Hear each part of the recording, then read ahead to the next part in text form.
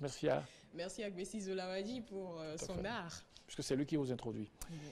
Alors donc les stratégies d'adaptation des producteurs face au changement climatique dans les collines, on en parle ce 15 août où l'igname pilé est célébré. Inès Kouassi, bonjour. Bonjour Steve.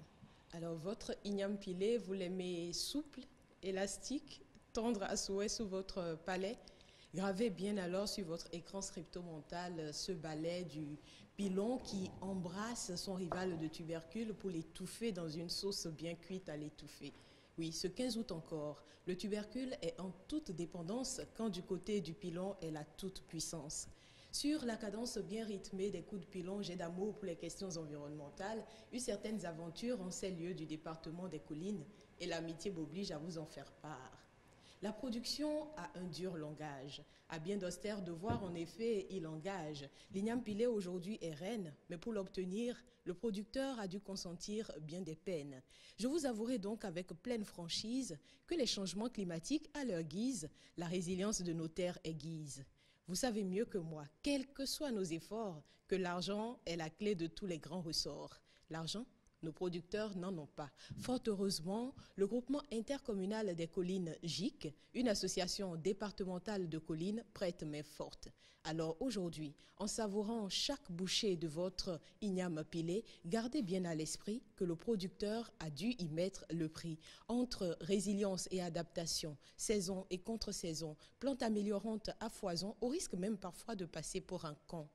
On est curieux qu'à proportion qu'on est instruit. Alors aujourd'hui, dans les champs cette fois-ci, oui, je vous conduis. Donc, Bajo, tu vas tirer vers là-bas pour que je puisse voir l'aliment. Les changements climatiques, une préoccupation majeure au plan mondial et national, l'est tout autant au niveau des communautés à la base. Au Bénin, dans les communes du département des collines, l'association départementale GIC, entendez, Groupement intercommunal des collines, travaille entre autres sur la thématique des changements climatiques. Sur les questions de changement climatique, nous travaillons à l'échelle des 6 communes. On est au carrefour des climats, donc parfois nous avons de très grands vents violents au niveau du département des collines.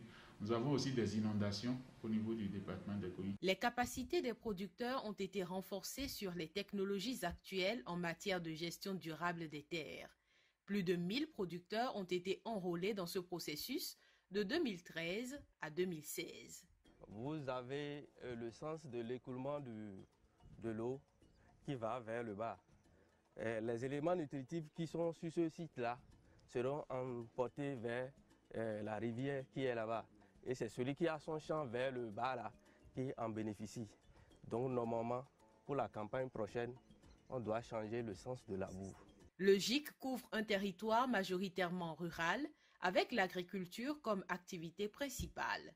La tâche est immense et les ressources très maigres et difficiles à mobiliser. À Savé, Dassazoumé, Glazoué et Bantais, de 2017 à 2019, les organisations de la société civile ont accompagné les producteurs sous la supervision du GIC.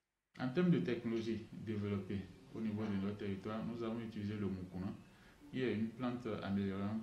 C'est la meilleure plante d'ailleurs en termes de gestion durable des terres. C'est une légumineuse rampante qui couvre toute la superficie du sol, mais qui laisse beaucoup de biomasse. Nous avons travaillé aussi avec d'autres légumineuses comme le soja ou le haricot fourragé. Nous avons aussi des plantes aujourd'hui qui ont une forte capacité de séquestration de carbone. Vous avez par exemple le gémilléna aujourd'hui et nous avons travaillé à renforcer les producteurs aujourd'hui sur le territoire.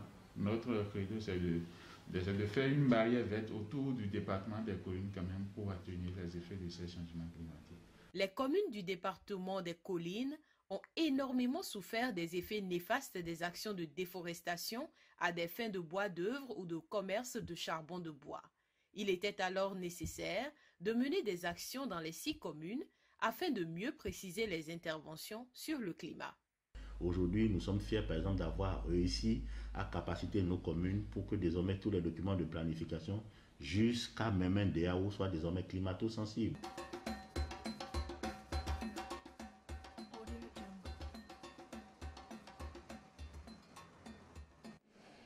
Alors justement, les changements climatiques, on en parle beaucoup. Les climat-sceptiques ont donc une position assez délicate sur le sujet. Mais finalement, Inès Kwasi, est-ce que c'est un mythe ou alors c'est une réalité? Anatole France vous aurait répondu que la raison est ce qui surprend le plus chez un fou. Je me garderais bien de traiter les climato-sceptiques, ce courant qui remet en cause les changements climatiques. Je me garderais bien de les traiter de fous. Mais voilà, nous sommes tous habitants de notre planète Terre et chacun en la matière a une certaine expérience, donc chacun pourra se faire son opinion.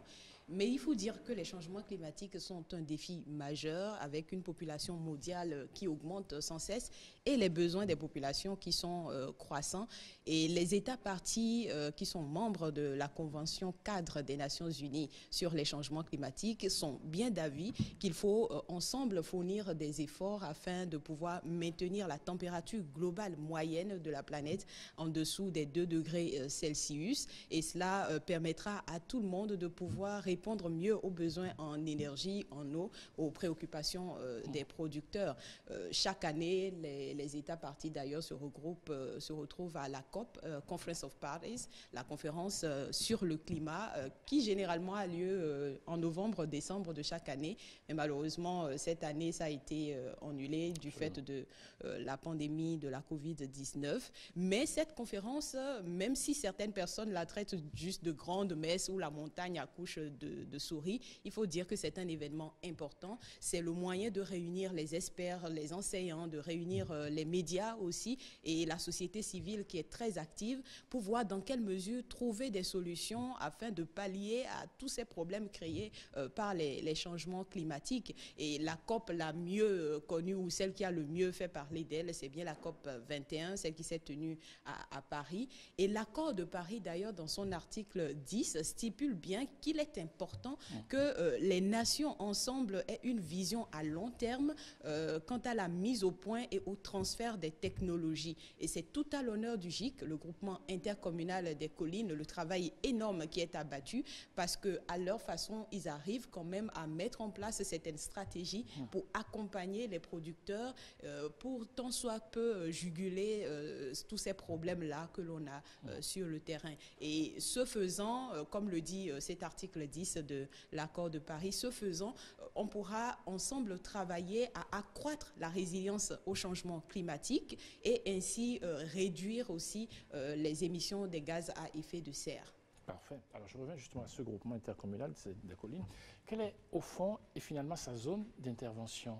Les 6 communes du département des collines, à savoir Bantais, Dassazoumé, Glazoué, Ouessé, Savalou et Savet, c'est un territoire majoritairement rural. Donc l'agriculture y est reine et comme je le disais, aujourd'hui, l'igname pilé est reine, mais le producteur, il consomme beaucoup de peine pour qu'on puisse l'avoir. Et au nombre de ces peines, il y a les changements climatiques. Et c'est vraiment important de saluer l'effort du GIC parce que leur seule source de ressources reste les appels à projets. Et là, c'est un fourre-tout, c'est un panier à crabes. Il faut avoir bien l'œil pour pouvoir s'en sortir. Alors donc, évidemment, on ne va pas bouder notre plaisir puisque ce 15 août, je m'en voudrais de ne pas vous poser la question si, évidemment, 15 août, la fête de l'igname, que pouvez-vous nous dire quant à la production de la tubercule?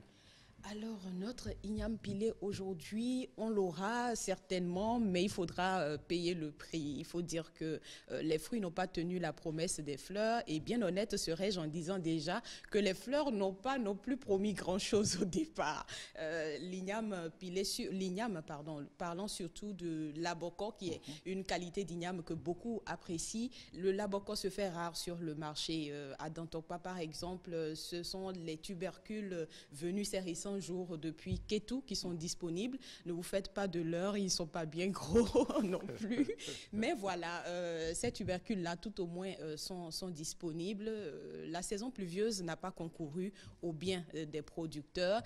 Et comme si cela ne suffisait pas, vous savez, au cheval maigre va la mouche. Donc, parlant de malheur, la pandémie de la Covid-19 s'en est mêlée et n'a rien arrangé du tout avec le coût, la flambée des prix par rapport au transport entre entre le nord et le sud. Et également, dans les champs, cette année, il y a eu très peu d'ouvriers, donc pas beaucoup d'igname sur le marché. Et pour que vous ayez une petite idée des prix, de 200 francs CFA, le kilo du tubercule est passé cette année à 320 francs. C'est-à-dire qu'en 2019, vous pouviez avoir le kilo du tubercule à 200 francs, mais cette année, c'est 320 francs le kilo. Donc, le tas que vous pouviez obtenir à 2000 francs CFA, aujourd'hui, il faut compter 3500 voire 4000 francs pour l'avoir. Alors, s'il vous plaît, ne soyez surtout pas taquins dans les maquis ou les restaurants si on vous servait une petite dose d'igname pilé ou si le plat était un petit peu plus cher. Bon, de toute façon, on se met à la diète. Hein.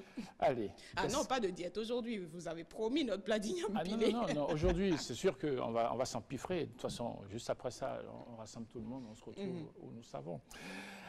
Samedi prochain, on dira quoi? On parlera de quoi? Après un si bon plat d'igname pilé, il faut l'arroser d'un bon vin. Romanée Conti, vous ferait plaisir, je parie. Ah oui, bien sûr. Alors, préparez vos passeports. Je vais vous embarquer pour la France. Nous irons particulièrement à Dijon rencontrer un producteur de vin qui assume parfaitement la production de vin avec quelques pesticides. Alors, les pesticides dans la production du vin, ce sera notre thème. Soyez là. Merci beaucoup. Merci. Inès Kwasi.